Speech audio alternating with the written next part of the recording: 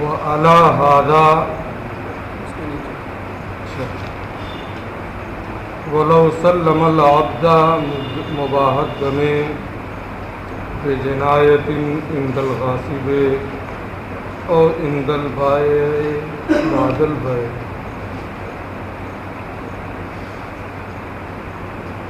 اور اگر غاصب نے یا بائع نے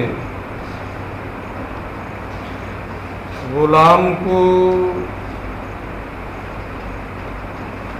مالک کے یا مشتری کے حوالے کیا، سب محذوف ہے. وَلَوْ سَلَّمَ الْغَاصِبُ الْعَبْدَ إِلَى الْمَالِكِ یا بائع إِلَى الْمُشْتَرِي. اگر غاصب غلام کو مالک کے حوالے کرے یا بائع غلام کو مشتری کے حوالے کرے، مباح الدم بجنایۃ، اس حال میں کہ وہ غلام جرم کی وجہ سے مباح الدم ہو، یعنی اس نے زنا کیا ہے، تمام شرائط پائی جا رہی ہیں تو اسے رجم کیا جائے گا، مباح الدم ہے. کسی کو قتل کر دیا ہے تو اس صورت میں بھی اس کے بدلے میں اسے قتل کیا جائے گا. تو غاصب نے یا بائع نے مالک یا مشتری کو غلام اس حال میں دیا کہ غلام مباح الدم ہے، بے جنایت، کسی جنایت کی بنیاد پر، لیکن یہ جنایت غاصب کے پاس پائی گئی ہو یا بائع کے پاس پائی گئی ہو. بے جنایت عند الغاصب، ایسی جنایت کی وجہ سے مباح الدم ہوا ہے جو جنایت غاصب کے پاس پائی گئی ہے، یا پھر وہیں بیٹھ گیا چوروں کی طرح سے، یا وہ جنایت بائع کے پاس پائی گئی ہے، یعنی غصب کر کے غلام کو لے کے گیا، جس وقت اس نے غصب کیا وہ مباح الدم نہیں تھا، اپنے پاس لے کے گیا، وہ مرتد ہو گیا، کسی کو قتل کر دیا، زنا کا جرم اس سے سرزد ہو گیا، تو غاصب کے پاس وہ مباح الدم ہوا. ایسے ہی بائع نے غلام کو مشتری کے ہاتھ فروخت کر دیا، فروخت کرنے کے بعد ابھی غلام کو مشتری کے حوالے نہیں کیا تھا کہ اسی بائع ہی کے یہاں وہ غلام مباح الدم ہو گیا جنایت کی وجہ سے. اب مباح الدم ہونے کے بعد غاصب نے وہ غلام مالک کو دے دیا، یا مباح الدم ہونے کے بعد بائع نے اس غلام کو چونکہ بیچ دیا تھا اس لیے مشتری کے حوالے کر دیا. اب پھر کیا ہوا؟ جب مشتری کے حوالے بائع نے وہ غلام کر دیا یا مالک کے حوالے غاصب نے وہ غلام کر دیا، فَإِنْ هَلَكَ عِنْدَ الْمَالِكِ أَوِ الْمُشْتَرِي قَبْلَ الدَّفْعِ لَزِمَهُ الثَّمَنُ.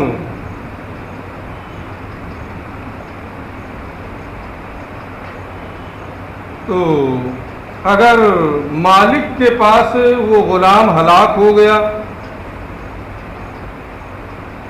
جس کا غلام غصب کیا تھا اسے دے دیا، اور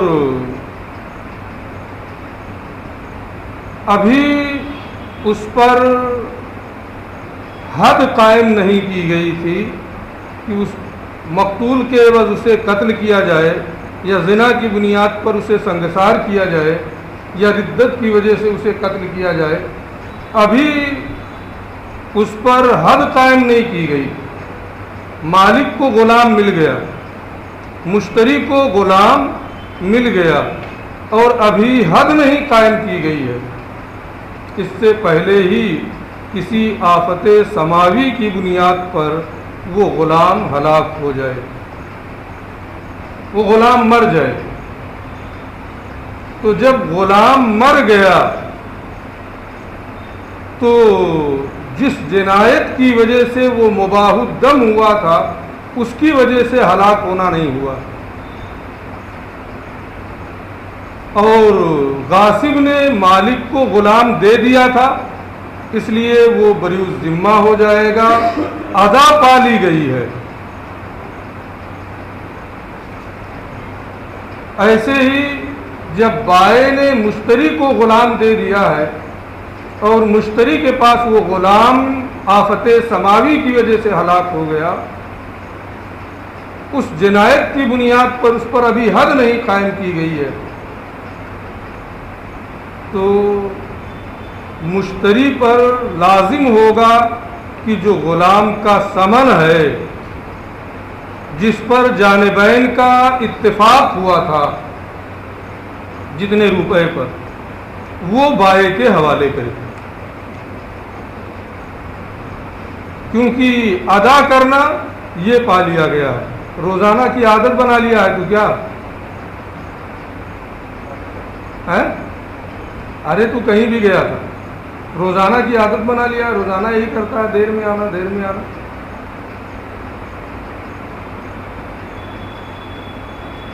اب دوبارہ ایسا نہیں ہونا چاہیے، میں نام کے آگے نشان لگا دوں گا۔ تو اصل ادا غاصب کی جانب سے پالی گئی ہے، اصل ادا بائع کی جانب سے پالی گئی ہے، اس لیے غاصب پر اب کچھ لازم نہیں ہے۔ بائع یہ مشتری سے ثمن لے گا جتنا طے ہوا تھا، کیونکہ یہ ہلاک اس جنایت کی جانب منسوب نہیں ہے اور دینا پا لیا گیا۔ لیکن اگر مالک کو غلام مل گیا یا مشتری کو غلام مل گیا، ملنے کے بعد اسی جنایت کی بنیاد پر ہلاک ہوا، کسی کو قتل کیا تھا اس کے بدلے میں قتل کر دیا گیا مالک کے پاس، یا مشتری کے پاس اس کے بدلے میں اسے قتل کر دیا گیا۔ وَإِن قُتِلَ بِتِلْكَ الْجِنَایَةِ، اور اگر اسی جنایت کی وجہ سے اسے قتل کر دیا گیا، آفت سماوی کی بنیاد پر وہ ہلاک نہیں ہوا، استند الہلاک الی اول سببی، تو یہ مرنا، یہ ہلاک ہونا اول سبب کی جانب منسوب ہوگا، یعنی وہی سبب جو غاصب کے پاس پایا گیا تھا، وہی سبب جو بائع کے پاس پایا گیا تھا، اسی کی بنیاد پر یہ ہلاک ہوا ہے۔ تو جب اسی سبب کی بنیاد پر ہلاک ہوا ہے تو گویا یہ ہلاک ہونا بائع ہی کے پاس ہے، یہ ہلاک ہونا غاصب ہی کے پاس ہے، اس کے ہاں سبب پایا گیا تھا، اسی کی جانب یہ ہلاک ہونا منسوب ہے، تو اسی کے پاس ہلاک ہونا پایا گیا، اور جب اسی کے ہاں ہلاک ہونا پایا گیا تو ادا کہاں کیا؟ فَصَارَ كَأَنَّهُ لَمْ يُوجَدِ الْأَدَا، تو گویا یہ اس درجے میں ہو گیا کہ ادا ہوئی ہی نہیں، اور جب ادا نہیں پائی گئی تو ایسی صورت میں مغصوب منہ، یعنی مالک غاصب سے اس غلام کی قیمت کا تاوان لے گا۔ پہلے میں ثمن بولا تھا بائع اور مشتری والے میں، یہاں قیمت کا تاوان لے گا، قیمت اور ثمن میں فرق قدوری میں آپ نے پڑھ لیا ہوگا۔ کتنے لوگوں کو معلوم نہیں ہے؟ ہاتھ اٹھائیں۔ معلوم ہے؟ نہیں معلوم ہے تو بتائے گا نا کہ نہیں معلوم ہے۔ کتنے لوگوں کو معلوم ہے؟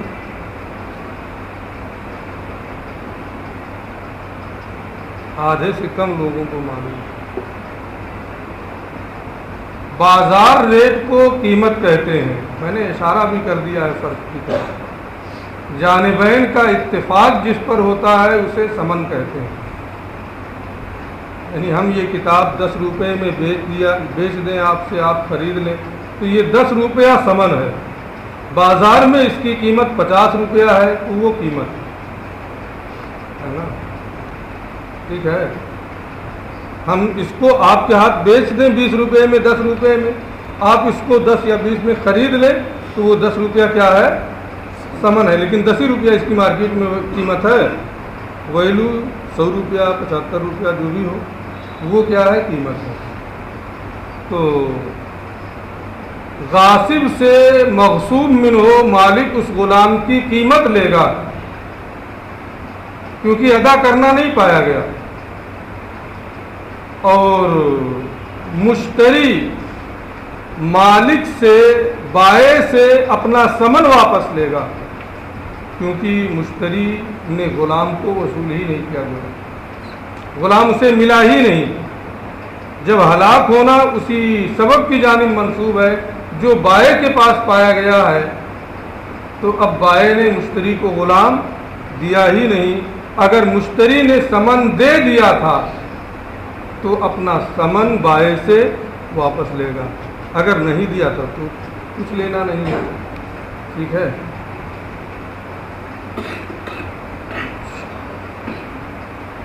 والمغصوبۃ اذا ردت حاملا، اور مغصوبہ باندی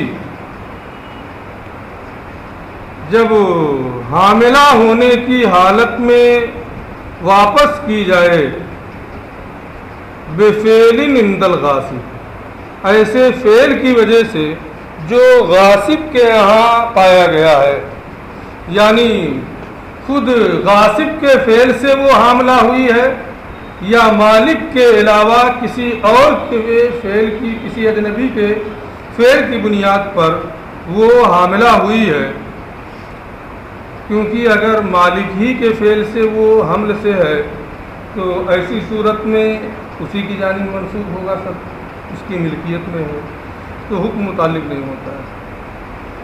اور مغصوبہ باندی جب حاملہ ہونے کی حالت میں واپس کی جائے ایسے فعل کی وجہ سے جو فعل غاصب کے یہاں پایا گیا ہے، فماتت بالولادت، اور پیدائش کے وقت وہ مر جائے، اگر پیدائش کے علاوہ کسی آفت سماوی کی بنیاد پر مر جائے، پیدائش کی حالت میں انتقال نہ ہو، فماتت بالولادت، اگر ولادت کی حالت میں پیدائش کی وجہ سے اس کا انتقال ہو جائے، عند المالک، مالک کے پاس، غاصب نے دے دیا مالک کو لیکن وہ حاملہ ہے اور پیدائش کی وجہ سے مالک کے پاس وہ باندی کیا ہوئی؟ ہلاک ہو گئی، مر گئی، کسی اور آفت کی بنیاد پر اس کا انتقال کرنا نہیں ہے۔ لا یبرأ الغاصب عن الضمان عند ابی حنیفہ رحمہ اللہ تعالی، تو یہ ہلاک ہونا بھی اس سبب کی جانب منسوب ہوگا جو غاصب کے یہاں پایا گیا، اور جب اسی سبب کی جانب منسوب ہے تو یہ باندی کا مالک کو دینا ہی نہیں پایا گیا، اور جب دینا ہی نہیں پایا گیا تو غاصب تاوان سے بری نہیں ہوگا بلکہ اسے مالک کو تاوان دینا ہوگا۔ لا یبرأ الغاصب عن الضمان، تو غاصب یہ ضمان سے بری نہیں ہوگا امام اعظم ابو حنیفہ رحمۃ اللہ تعالی علیہ کے نزدیک، بلکہ اسے تاوان دینا ہوگا۔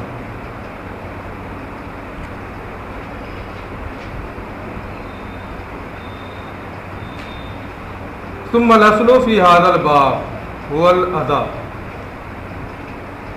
پھر اس باب میں ادا اور کی جو دو قسمیں ہیں، ادائے کامل یا قاصر،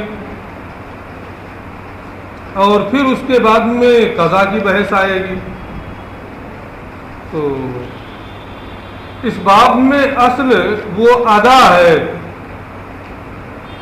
کاملاً کانا اور ناقصہ، خواہ ادا کامل ہو یا ادا قاصر ہو۔ ادا اور قضا کے باب میں ادا اپنی دونوں قسموں کے ساتھ مقدم ہے، وہی اصل ہے، اور قضا یہ اس کا خلف ہے۔ اگر اصل کا امکان ہوگا تو خلف کی جانب نہیں پھیریں گے۔ اصل ادا ہے، ادائے کامل کا امکان ہو یا ادائے قاصر کا تو اسی پر محمول کریں گے۔ ہاں اگر ادا کا معنی متعذر ہو جائے تو تعذر کی بنیاد پر اب وہاں قضا کی جانب اس کو پھیرا جائے گا۔ جب تک ادا کا معنی مراد لینا ممکن ہے، قضا کی جانب اسے نہیں پھیرا جائے گا، کیونکہ اصل معنی کے ممکن ہوتے ہوئے فرع کی جانب، بدل کی جانب، خلف کی جانب نہیں پھیرا جاتا۔ ثم الاصل فی ھذا الباب، پھر احکام قضا اور ادا میں اصل ادا ہے، خواہ ادا کامل ہو یا ناقص ہو۔ وَإِنَّمَا يُسَارُ إِلَى الْقَضَاءِ عِنْدَ تَعَذُّرِ الْأَدَاءِ، قضا کی جانب اس وقت پھیرا جاتا ہے جب ادا متعذر ہو جائے۔ تعذر ادا کے وقت میں قضا کی جانب پھیریں گے، یعنی جب ادا کا پایا جانا ممکن ہی نہ رہے تو اب ایسی صورت میں وہاں قضا کی جانب اس کو پھیر دیں گے، قضا کا معنی مراد لیں گے۔ اس کی چند مثالیں یہ دے رہے ہیں۔ وَلِهَذَا يَتَعَيَّنُ الْمَالُ فِي الْوَدِيَّةِ وَالْوَكَالَةِ وَالْغَصْبِ، عام طور پہ دراہم و دنانیر متعین کرنے سے بھی ہمارے نزدیک متعین نہیں ہوتے ہیں۔ میں نے یہ کتاب آپ سے خریدی 10 روپے کا سکہ دکھا کر کے کہ اس کے عوض خرید رہا ہوں، تو ہم پر کوئی ضروری نہیں ہے کہ وہی 10 روپیہ دیں، کوئی بھی 10 روپیہ دے سکتا ہوں۔ دراہم و دنانیر یہ متعین کرنے سے بھی متعین نہیں ہوتے، دکھایا کوئی اور، دے دیا کوئی اور، یہ ہو سکتا ہے، لیکن مبیع میں ایسا نہیں ہو سکتا ہے، وہ متعین کرنے سے متعین ہو جاتا ہے، سامان متعین کرنے سے متعین۔ تو ہمارے یہاں یہ ہے کہ دراہم و دنانیر متعین کرنے سے بھی متعین نہیں ہوتے ہیں، لیکن اگر آپ نے 100 روپیہ میرے پاس امانت کے طور پہ رکھ دیا تو وہ 100 امانت کا متعین ہے۔ یہ نہیں ہو سکتا ہے کہ میں اسے رکھ لوں اور اس کے عوض دوسرا آپ کو دے دوں۔ امانت میں وہ کیا ہو جاتا ہے؟ متعین ہوتا ہے۔ یہ نہیں ہو سکتا ہے کہ 100 روپیہ آپ نے میرے پاس امانت کے طور پہ رکھا ہے، میں اسے استعمال کر لوں اور اس کے عوض آپ کو دوسرا دے دوں، یہ نہیں ہو سکتا ہے۔ اگر ایسا کرنا ہے تو آپ سے پہلے اجازت لینی پڑے گی، پھر وہ امانت نہیں رہ جائے گا، پھر وہ امانت نہیں ہوگا۔ تو امانت میں وہ متعین ہے۔ ایسے ہی میں نے آپ کو وکیل بنایا کہ یہ 10 روپیہ لو، اس کے عوض کتاب خرید لاؤ میرے لیے، تو وہ 10 روپیہ متعین ہے۔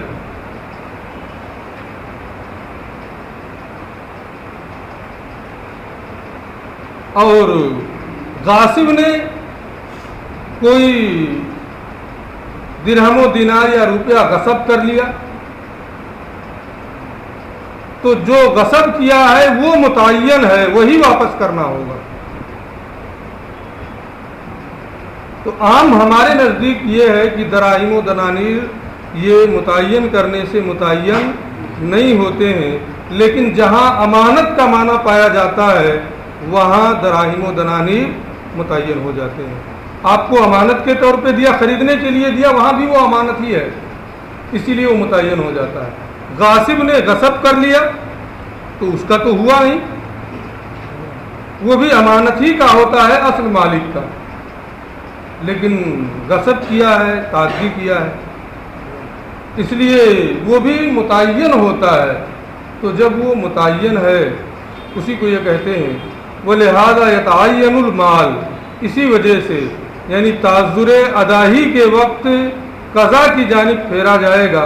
اسی بنیاد پر ودیت میں، وکالت میں، غصب میں مال متعین ہوتا ہے، کیونکہ وہاں ادا کا معنی ممکن ہے. ادا یہی ہے کہ وہی چیز واپس کرے، اسی کے عوض خریدے، جو غصب کیا ہے وہی دے. وَلَوْ أَرَادَ الْمُودِعُ وَالْوَكِيلُ وَالْغَاصِبُ، اس کے ہوتے ہوئے جو امانت کے طور پہ رکھا ہے یا وکالت میں جو دیا ہے یا غاصب نے جسے غصب کیا ہے. کتاب آج بھی نہیں لایا ہے کیا؟ تو اپنی کتاب میں کیوں نہیں دیکھ رہا؟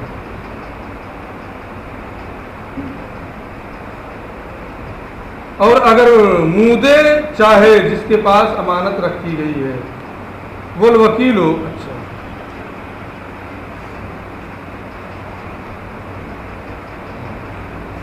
ودیت رکھنے والا یعنی جس کے پاس جو رکھا ہے، اور والوکیل ہو اور وکیل، اور والغاصب ہو اور غاصب اگر یہ چاہیں ان یمسک العین کہ اس عین کو روک لیں، اس درہم و دینار کو روک لیں، وَيَدْفَعُ مَا يُمَاثِلُهُ اور اس کے مثل دوسرا دے دے. تو مثل دینا یہ قضا ہے، اور اس عین کو بعین ہی اسی کو دینا یہ کیا ہے؟ ادا ہے. امکان ادا کے وقت قضا کی جانب نہیں پھیرا جاتا ہے، اس لیے اگر وہ عین موجود ہے تو وہی عین دینا ہوگا. اس کے مثل دوسرا 100 روپیہ یہ دینا صحیح نہیں ہے. وَيَدْفَعُ مَا يُمَاثِلُهُ اور چاہے کہ اس کے مثل ہم دے دیں، لَيْسَ لَهُ ذَلِكَ تو اسے اس بات کا حق نہیں ہوگا کہ عین کو روک لے اور اس کے مثل دے، کیونکہ مثل دینا یہ قضا ہے، عین دینا یہ ادا ہے. امکان ادا ہوتے ہوئے قضا کی جانب نہیں پھیرا جائے گا. وَلَوْ بَاعَ شَيْئًا وَسَلَّمَهُ فَظَهَرَ بِهِ عَيْبٌ کان المشتری بالخیار بین الاخذ والترک فی. اور اگر بائع نے کوئی چیز بیچی اور مبی مشتری کے حوالے کر دیا، وسلمہ اور وہ چیز مشتری کے حوالے کر دی، فظہر بہ عیب پھر اس مبی میں کوئی عیب کسی عیب کا پتہ چلا کہ اس میں کوئی عیب ہے، کان المشتری بالخیار مسئلہ یہ پڑھ چکے ہیں. تو مشتری کو اختیار ہوگا کہ وہ سامان لے لے اس عیب کے ہوتے ہوئے، راضی ہو جائے ٹھیک ہے عیب ہے کوئی بات نہیں میں لے لوں، اور اگر چاہے تو واپس کر دے، اپنا پیسہ لے لے. تو اس مبی کو لینے اور بیع کو ختم کرنے کا اسے اختیار ہوگا.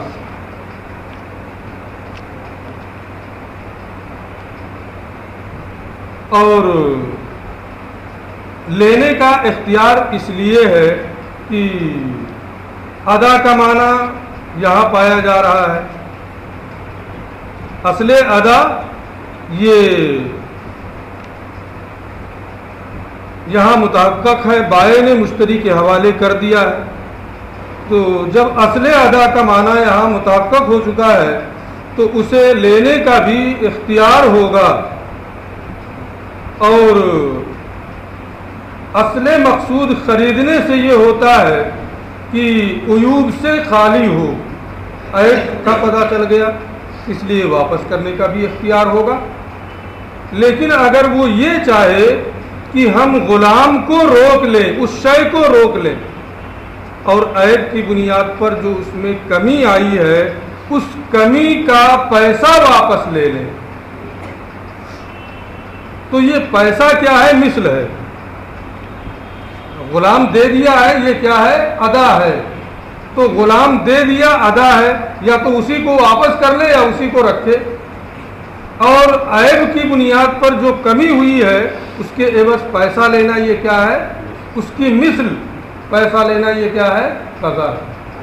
تو قضا کی جانب یعنی اس کا مثل لینے کا اسے اختیار نہیں ہوگا. اگر نہیں رکھنا چاہتا ہے غلام کو، نہیں لینا چاہتا، واپس کر دے. اور اگر لینا ہے تو اسی قیمت پر لے. یہ نہیں ہو سکتا ہے کہ وہ غلام کو تو روک لے اور کہے اس میں یہ عیب ہے لہذا ثمن میں سے آپ 200 روپیہ 500 روپیہ واپس دیجیے. یہ نہیں ہو سکتا کیونکہ یہ دینا قضا ہے، اور قضا کی جانب تعذر ادا کی صورت میں پھیرا جاتا ہے، بغیر تعذر ادا کے قضا کی جانب نہیں پھیرا جاتا. وبے اعتبار ان الاصل هو الادا، اور اسی بنیاد پر کہ ادا اور قضا میں اصل کیا ہے؟ ادا ہے. امام شافعی رحمۃ اللہ تعالی علیہ نے فرمایا ہے، وہ فرماتے ہیں الواجب علی الغاصب رد العین المغصوبہ.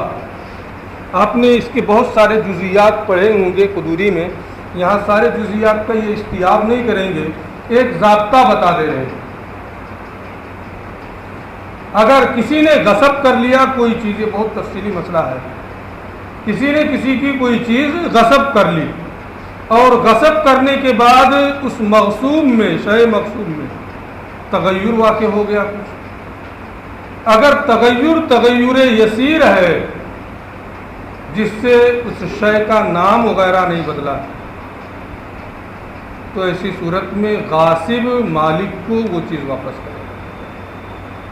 لیکن اگر اس میں تغیر فاحش ہو جائے کہ اس کا نام بھی بدل جائے، کام بھی بدل جائے، تو ایسی صورت میں ہمارے نزدیک اب اس چیز کو واپس کرنا غاصب پر لازم نہیں ہے، بلکہ وہ اس کا مالک ہو جاتا ہے، اس کے مثل کو دے گا وہ. یہ ہمارا مذہب ہے. امام شافعی یہ فرماتے ہیں کہ اگرچہ اس کا نام بدل گیا ہے، ادا اصل ہے، اور امکان ادا کے وقت قضا کی جانب نہیں پھیرا جاتا ہے، اس لیے اسی کو دے گا. لیکن ہم یہ کہتے ہیں کہ وہ وہی ہو تب نا، وہ چیز تو بدل گئی ہے. کیا ہے؟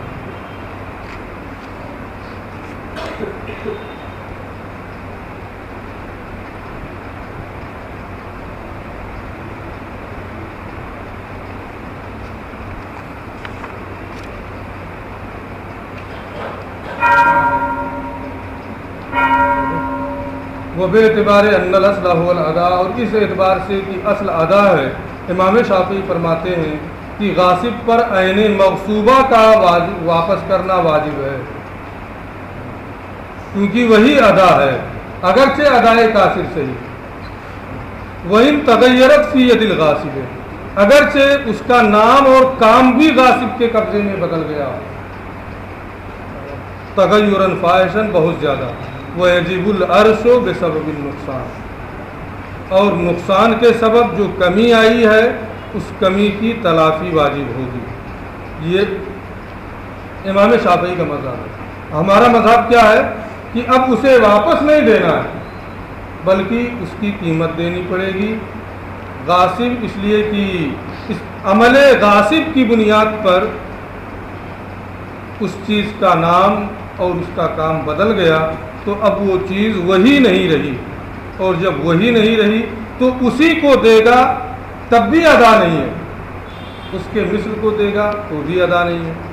ہر صورت میں قضا ہی قضا ہے.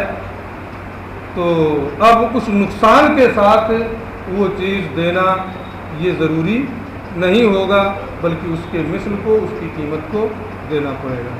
اس کی مثال میں یہ لگ گئی ہے. چلو